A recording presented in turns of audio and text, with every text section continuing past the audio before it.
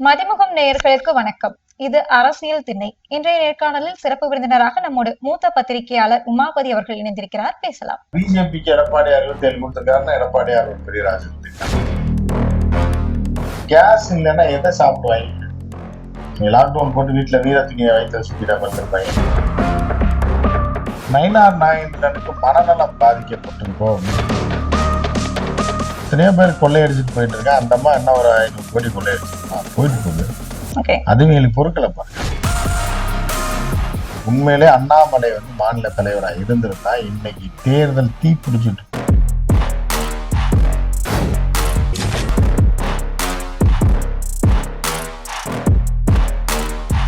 டயா booster சுகரை control பண்ணும், உங்க ஆரோக்கியத்தை மீட்டு தரும். சர்க்கரையை கட்டுப்படுத்துறதுக்கான எளிமையான வழிமுறை, இயற்கையான வழிமுறை. அனைத்து மருந்து கடைகளிலும் கிடைக்கும். வணக்கம் சார். வணக்கம். அரசியல் திணை நிகழ்ச்சியில சந்தித்ததுல ரொம்ப மகிழ்ச்சி சார். ரொம்ப நாள இழுபறியாவே போயிட்டு இருந்த, அதாவது இங்க தமிழகத்துல இருந்து வரிசையா எல்லாருமே டெல்லிக்கு போயிட்டு இருந்தாங்க. அதுக்கப்புறமா பியூஷ் கோயல் அவர்கள் இங்க வர்றாரு. வந்த உடனே பாஜகவுக்கு 27 தொகுதிகள் அப்படின்னு முடிவு பண்றாங்க. போன தடவை 20, இந்த தடவை 7 அதிகமாவே கொடுத்திருக்காங்க. பாஜக எந்த அளவு தாக்கத்தை ஏற்படுத்தும் நினைக்கிறீங்க? 7 கொடுக்குறாங்க. 100 அவங்க கேட்டுட்டு இருந்தாங்க. 100 நாங்க எடுத்துட்டு மீதியை வச்சுக்கிட்டு இருந்தாங்க. நல்ல வேலை சேட்டு ஏதோ கருணை காட்டுறதுனால வட்டியை குறைச்சி போட்டு ஏதோ வட்டி மட்டும் கட்டிட்டு வந்துருக்காங்க. அப்புறம் பாத்துக்கலாம். ஏன்னா அண்டா அங்கதான் அடையில இருக்குன்றது நீங்க அடிக்கடி கேள்வி கேட்டீங்க. டெல்லிக்கு போயிட்டு வராங்க. அண்டா எங்க அடையில இருக்கு, அங்க அந்த கடையில தானே போய் வட்டி கட்ட முடியாது. அதனால போயிட்டு வந்துட்டு இருந்தாங்க. இப்ப அவரை சேட்டோட பிரதிநிதி வந்தாரு, வீடா சேட்டு. அவர் வந்தோடனே எல்லாம் பேசி பார்த்தா 100 சீட்டு கேட்டாங்க. நீங்க எங்கிட்ட கொடுத்துருக்க, நாங்க பிரிச்சு தரோம். ஆனா எடப்பாடியார் அதுல பயங்கர இல்லைங்க. ஏன்னா எடப்பாடியார் எப்படி இருந்தாரு, உருண்டாரு, பிறந்தாரு அப்படின்னு சொல்லுவாங்க. சொல்லுவாங்கன்னா உண்மைதான், அது எல்லாருக்குமே தெரியும்.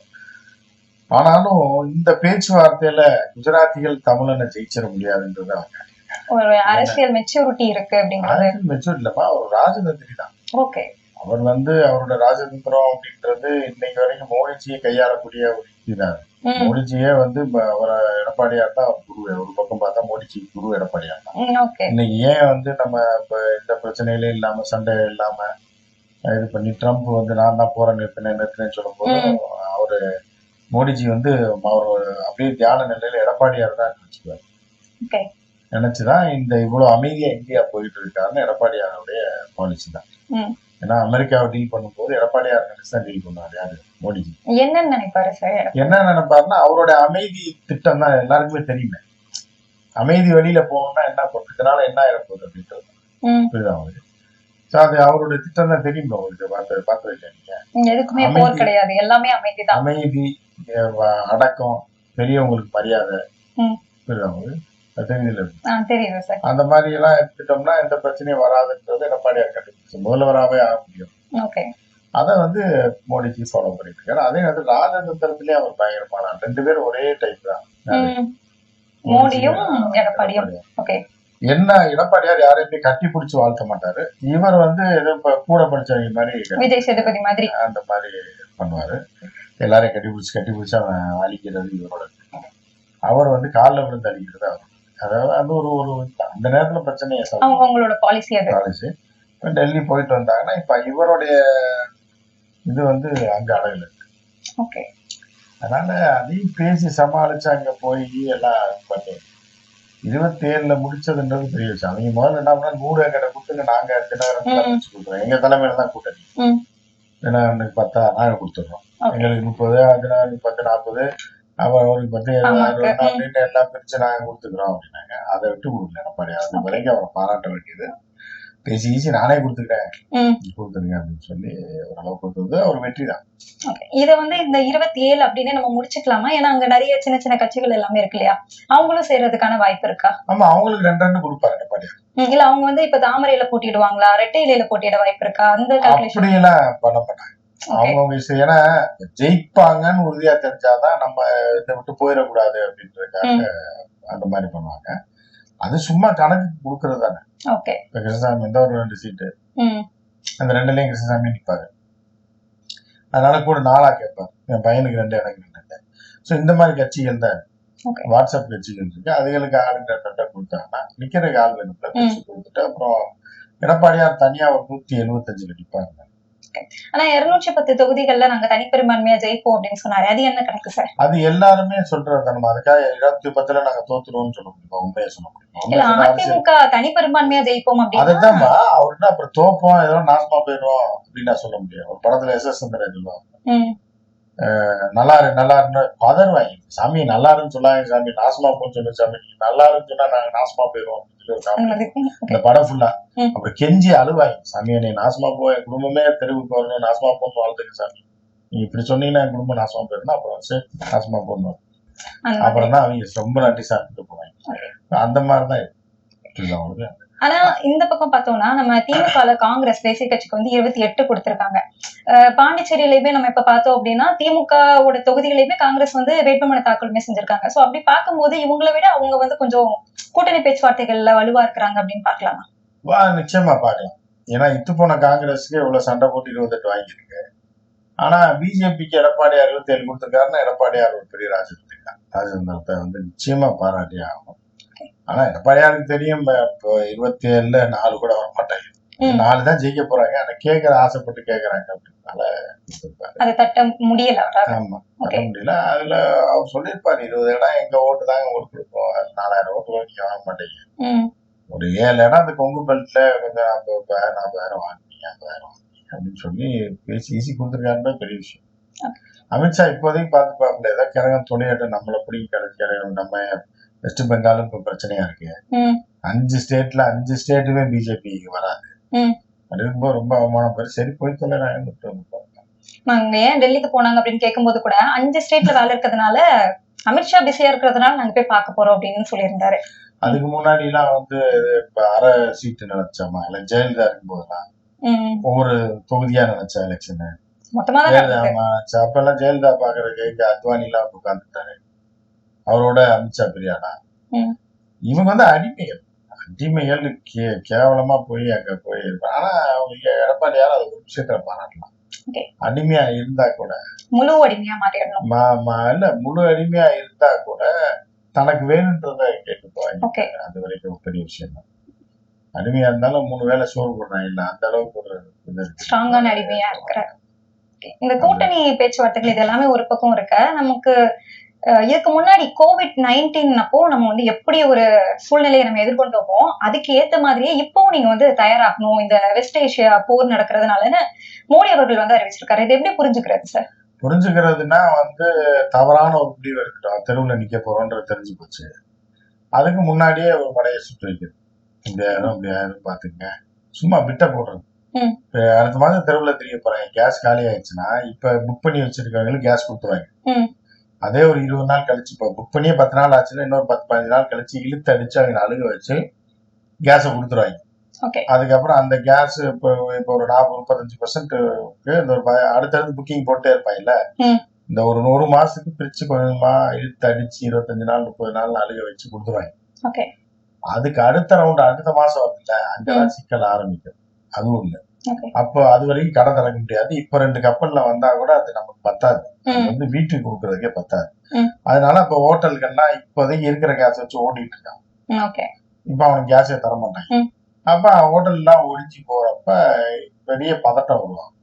எல்லாம் இப்ப பெங்களூர்ல பாத்தீங்கன்னா ஒருத்தவங்க கூட வீட்டுல சமைக்கிறது கிடையாது. யாருமே எல்லாம் வந்து ஸ்விக்கி, ஜொமேட்டோ, தெருக்கடை, தெருக்குறி கடை, இந்த கடையெல்லாம் சாப்பிட்டு இருக்காங்க.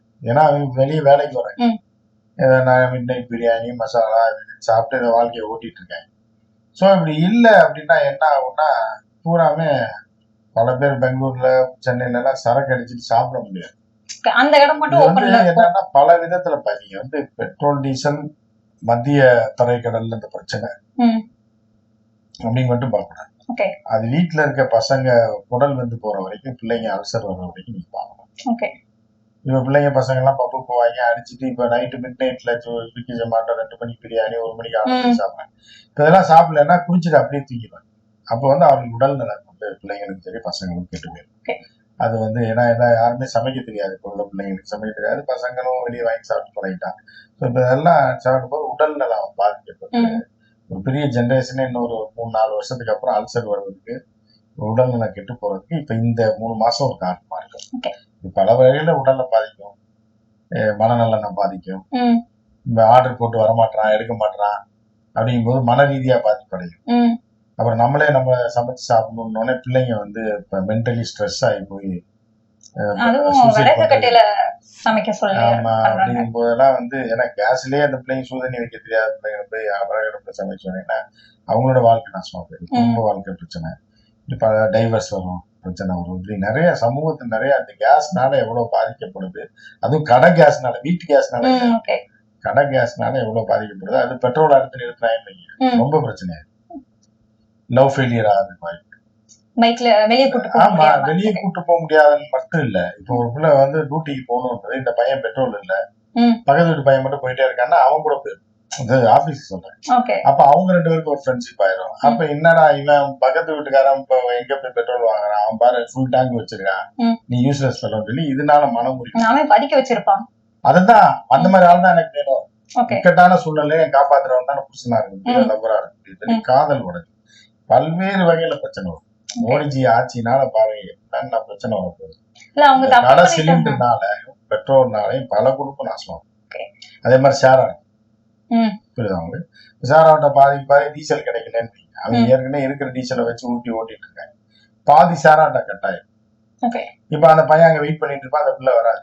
ம். 1 மணி நேரம் 2 மணி லேட் ஆகும், 2 பேருக்கு சண்டை ஆயிடும். ம், எப்படி வர்றேன், எத்தனையோ பிள்ளைங்க வராங்க, எல்லா பசங்க வராங்க, நீ ஏன் வரல இப்படின்னு இப்படி வந்து சமூகத்துல நிறைய மாற்றங்கள். ஓகே. மோடிக்கு ஓட்டு போட்டதுனால விளைவு வந்து எங்கேயோ சின்ன சின்ன விஷயங்கள்லயே பாதிச்சு பல குடும்பங்கள் தெருவுக்கு வரப்போகுது இந்த 3 மாசத்துல. இந்த பிரச்சனை எல்லாம் வரக்கூடாது அப்படிங்கிறதுக்காக தான் லாக்டவுன் பிளான் போட்டிருக்காங்களா? ஏன்னா போன கொரோனா லாக்டவுன் போட்டது இதே நாள்ல, இன்னைக்கு வந்து அனைத்து கட்சி கூட்டமும் போட்டிருக்காங்க. அதாவதுமா லாக்டவுன் போட்டப்ப இருக்கிற கஞ்சியை காய்ச்சி ஏதோ பிரியாணி ஆக்கி தின்னுட்டு வீட்டுல படுத்து இருந்தாங்க, பிரச்சனை ஆச்சு. அது லாக்டவுன்னால என்ன ஆச்சு அப்படின்னா நமக்கு நல்லதுதான் ஒரு வகையில நடந்தது. என்ன அப்படின்னு பாத்தீங்கன்னா பாப்புலேஷன் அதிகமாச்சு. லாக்டவுன் காரணமா பாத்தீங்கன்னா நிறைய குழந்தைகள் பிறப்பு அதிகமாச்சு. ஆன்லைன்ல கல்யாணம் அதிகமாச்சு. கல்யாணம் வந்து பாத்தீங்கன்னா வீட்டுல ஒரு குழந்தைக்கு 2 குழந்தை 3 குழந்தை ஆச்சு, நல்ல விஷயம் தான். சோ இப்படிலாம் இருந்துச்சு. இப்போ வந்து கேஸ் இல்லைன்னா எதை சாப்பிடுவாங்க? நீங்க லாக்டவுன் போட்டு வீட்டுல வீர துணியை வைத்து சுத்திட்டா படுத்துருப்பாங்க. அடிப்படையா அதான் லாக்டவுன்றது நோய். வீட்டுல இருக்கிறத வச்சு கஞ்சியோ கூழோ காய்ச்சி குடிச்சுக்கலாம், வெளியில விட மாட்டேன்னா காய்கறி கிடைக்கலன்னா கூட எதையாவது ஒண்ணு ஒரு மீனை வாங்கி ஃப்ரிட்ஜ்ல போட்டு ஏதோ ஒண்ணு பண்ணி சாப்பிட்டு இருந்தாங்க. இப்ப அடுப்புக்கே வெளியில போது என்ன குச்சி பறக்கணும்னா கூட வெளியே போய் தானே. லாக்டவுன் எல்லாம் போட முடியாது. லாக்டவுன் போட்டா அவ்வளவுதான், பிஜேபி காரனை கூட தூக்கி கொண்டு போய் கடல்ல போடுறேன். லாக்டவுன் போட மாட்டாங்க. அந்த மாதிரி ஒரு நெருக்கடி வரும் ஜி சொல்றேன்.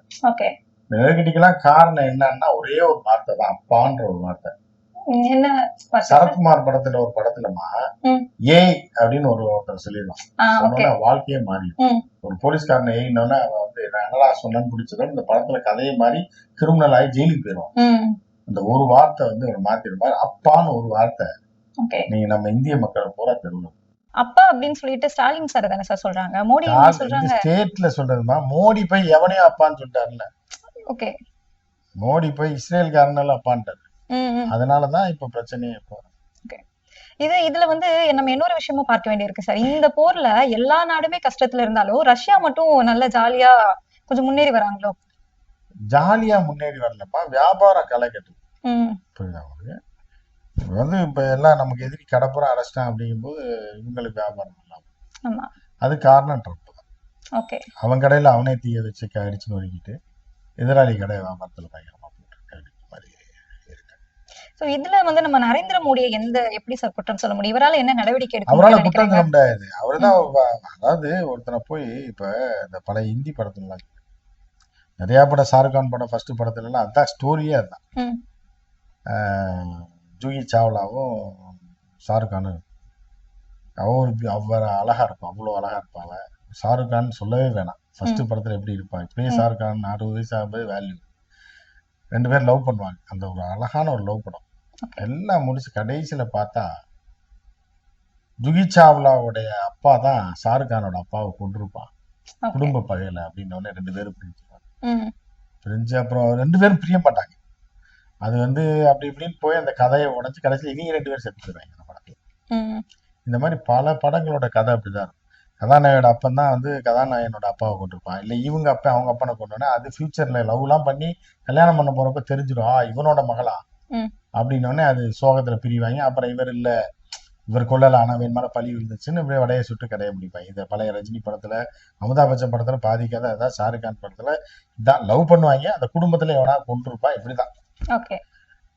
அப்ப என்னன்னா அப்ப அந்த டைலாக் ஒரு பவர்ஃபுல்லான டைலாக். ஓ இவன் தான் அவங்க அப்பனா அப்படி, அவனோட மகளா நீ இல்ல அவனோட மகனா நீ அப்படிங்கும் போது அந்த காதல் உடைஞ்சு பெரிய பூகம்பாய் அந்த படமே நாசமா போயிருக்கு.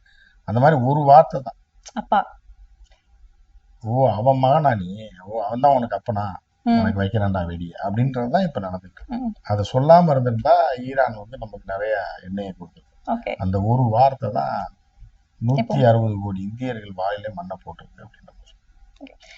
நம்ம இந்த பிரச்சனையிலேயே வந்துட்டு 14 அந்த கிலோவா இருந்த அந்த கேஸ் வந்து 10 கிலோவா குறைச்சிருக்காங்க சார் இப்போ. ஆனா நயினார் நாகேந்திரன் வந்து எங்க வீட்டுல வந்து வாங்கிட்டு போங்க, எந்த பிரச்சனையுமே இல்ல அப்படின்னு சொன்னாரு. நயினார் நாகேந்திரனுக்கு மனநலம் பாதிக்கப்பட்டிருக்கோ அப்படின்னு சொல்லி அங்க சொல்றாங்க, ஊருக்குள்ள சொல்றாங்க. பதவி வெறியில கண்ணே தெரியலன்றாங்க. 3 பேர் தான் தெரியுது, கட்சி ஆபீஸ், டாஸ்மாக் பாரு, இது மட்டும் தான் தெரியுது. நயினார் நாகேந்திரன்லாம் வந்து இருக்கவங்க லூசுன்னு நினைச்சிட்டு இருக்காரா இல்ல அவரை தான் லூசுன்றாங்க பல பேரு. இந்த எலெக்ஷனோட தூக்க போயிடுவாங்க, தூக்குனதுக்கு அப்புறம் புத்தி தெளிஞ்சிடும். மாநில பதவியில இருந்து தூக்க போறாங்க. இந்த எலெக்ஷன் முடிஞ்சு நாசமா போனதுக்கு அப்புறம் தூக்கிடுவாங்க, அதுக்கப்புறம் புத்தி தெளிஞ்சிடும். இப்படி நீங்க சொல்ற மாதிரி ஒரு மனநலம் பாதிக்கப்பட்ட ஒருத்தரையே வந்துட்டு பாண்டிச்சேரியில பிரச்சார குழுவுல வச்சிருக்காங்க. என்ன சொல்ல போனோம் அப்படின்னா இப்பதான் படுக்கையில இருந்து எழுந்து உட்கார்ந்துருக்க எச்ராஜாவே வச்சிருக்காங்க. ஆனா தமிழிசையை வந்து அந்த பிரச்சார குழுவுல இருந்து நீக்கம் செஞ்சிருக்காங்க பாண்டியில. காரணம் என்னன்னு பாக்குறீங்க சார்? தமிழிசையை நீக்கிட்டாங்கன்றீங்க. அப்ப அதை விட மோசமா மனநலம் பாதிக்கப்பட்டதா இந்த அம்மா நினைக்கிறாங்களோன்னு தெரியல. ஏன்னா இவன் எவ்வளவு பெரிய டாக்டர் தெரியுமா, எந்த மனநலம் பாதிக்கப்பட்டவன் ஒருத்தனை சேர்த்துக்கிட்டு தமிழிசையை நீக்கிறாங்க அப்படிங்கும் போது அது எவ்வளவு கொடுமையான ஒரு விஷயம் பார்த்தீங்களா. அதில் நம்ம எதிர்கட்சிக்காரனா இருந்தாலும் வன்மையா கண்டிக்கணும், பிஜேபி காரனா இருந்தாலும் தமிழிசையை வந்து அந்த அளவுக்கு மோசமா நினைச்சாங்கன்னா அவங்களை நம்ம ஏத்துக்கவே முடியாது. எவ்வளவு மூத்த அரசியல்வாதி, எவ்வளவு தான் நாடு, எல்லாம் காலத்தின் கட்டாயம் தான். அதே இதுல சைரனோட அங்கிட்டு போயிட்டு வந்திருக்காங்க. சும்மா காலையில எந்திரிச்சு புது சேலையை கட்டிக்கிட்டு மணக்குள்ள விநாயகர் கோயிலுக்கும் அதுக்கு இருக்கும் சும்மா வீட்டுல படுத்திருக்காம இங்கிட்ட போயிட்டு இருந்த ஒரு ஆளை இன்னைக்கு வந்து குழுல இருந்தே தூக்குறாங்கன்னா இதுதான் வந்து தலைவிதிட்டு. இல்ல இப்ப அவங்க வந்து பாண்டிச்சேரியில ஊழல் நிறைய செஞ்சிருக்காங்க அப்படிங்கிற காரணமா, இல்லன்னா இங்க தமிழகத்துல வந்து என்ன ஊழல் பண்ணாங்க? என்ன இப்ப அமித்ஷாவோட ஊழல் பண்ணாங்களா, மோடிஜியோட இல்ல அதானி அம்பானியை வச்சு பண்ணதை விடையா பண்றாங்க? தமிழச்சிமா ஏதோ எத்தனையோ பேர் கொள்ளையடிச்சிட்டு போயிட்டு இருக்கா, அந்த அம்மா என்ன ஒரு 500 கோடி கொள்ளையடிச்சிருப்பா, போயிட்டு போகுது. அதுங்களுக்கு பொருட்களை பாருங்க. ஏன்னா நம்ம விட்டு கொடுக்க கூடாது, தமிழ் விஷயம் அப்படித்தாண்டா அடிப்பாங்க, அப்படிதான் நமக்கு நம்ம சப்போர்ட் பண்ணி தான் ஆகும் இந்த விஷயத்துல. தமிழிசை கொள்ளையடிச்சது எல்லாருக்குமே தெரியும், ஊழல்வாதின்றது எல்லாருக்கும் தெரிஞ்சா கூட நம்ம வந்து சப்போர்ட் விடக்கூடாது. ஏன்னா ஒரு தமிழச்சியை நம்ம தான் காப்பாத்தி ஆகும். அந்த விஷயத்துல நம்ம வந்து யார் கொள்ளையடிக்கல அப்படின்ற மாதிரி தான் நம்ம சப்போர்ட். தமிழச்சியா இருந்தாலுமே இருக்கிற இடம் அப்படிங்கறது ஒண்ணு இருக்குல்ல சார், சப்போர்ட் பண்றதுக்கு இருக்கிற இடம் என்ன இடம் இருக்கு? தமிழ்நாட்டுல தானே இருக்காப்ல. இல்ல கட்சி சொல்றேன். இல்ல இருந்தாலும் தமிழச்சியா தான் நம்ம பார்க்கணும். எந்த நாசகார கட்சியில இருந்தாலும் சரி, தமிழச்சி தமிழ்நாட்டை காசு அடிச்சுட்டு தமிழ்நாட்டிலேயே தானே வாழ்றாங்க. அவங்க செலவு பண்றது இங்கதான் செலவு பண்ண போறாங்க, புரியுதா? அதனால நம்ம ஏத்துக்கலாம். கொண்டு போய் வடக்க செலவு பண்ணாதான் நம்ம கஷ்டம். இப்ப வடக்க காசு அடிச்சான்னா அவன் ஊருக்கு கொண்டு போயிடுவான். தமிழிசை எல்லாம் இங்கேயே சம்பாரிச்சு இங்கேயே பாண்டிச்சேரிக்குள்ளேயே செலவு பண்ணும்போது அது ஓகே தான். ஏன்னா ஹாஸ்பிட்டல டெவலப் பண்ணுவாங்க, சொத்து வாங்கி போடுவாங்க, தமிழ்நாட்டில தான் வாங்கி போடுவாங்க, வேற எங்கேயும் வாங்க மாட்டாங்க.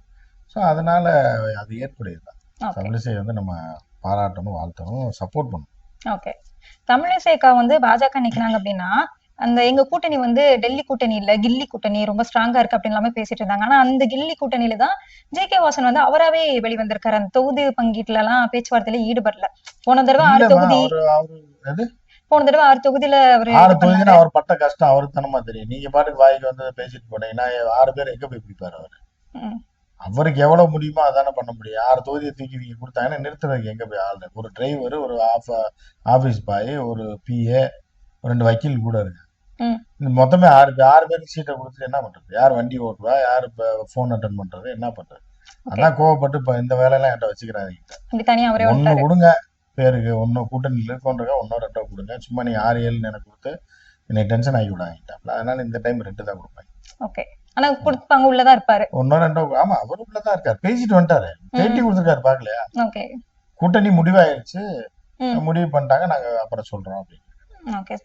இந்த இதுல வந்து இன்னும் ஒரு ஆளு மட்டும் மிஸ் ஆகுது. சாமாக்கா சரத்குமார். அவருமே திமுகவுல இணைஞ்சிட்டாரா? அது என்ன இல்ல story sir? அவரெல்லாம் அங்கதான் இருக்காரு. நேத்து இப்ப நயனார் நாகேந்திரன் கூட்டு போயிட்டாரு வாங்கின வீட்டுக்கு, ஓகே. பேசி கூட்டு போய் சரி பண்ணிடுவாங்க. ஆனா திமுகவுக்கு ஓட்டு போட்டேன் அப்படிங்கறதெல்லாம் இப்போ ஏன் சொல்லணும் சார்?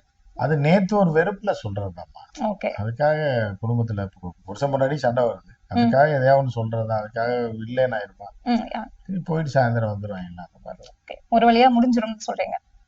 Okay sir. இந்த இதுல எலெக்ஷன் தேர்தல் களத்துல இந்த பாஜக கூட்டணி, அதாவது என்டிஏ கூட்டணியோட தாக்கம் எப்படி இருக்கும் ஒட்டுமொத்தமா? என்டிஏ கூட்டணியோட தாக்கம் அப்படின்றது அவங்களுக்கே தெரியும். ஓகே. என்டிஏக்கே தெரியும் நமக்கு எப்படி இருக்கும், நமக்கு எவ்வளவு பேர் ஓட்டு போடுவாங்க, நம்ம ஒரு விளங்காத ஒரு கூட்டணியை வச்சு நம்ம எப்படி கரை சேர போறோம்னு அவங்களுக்கே தெரியும்.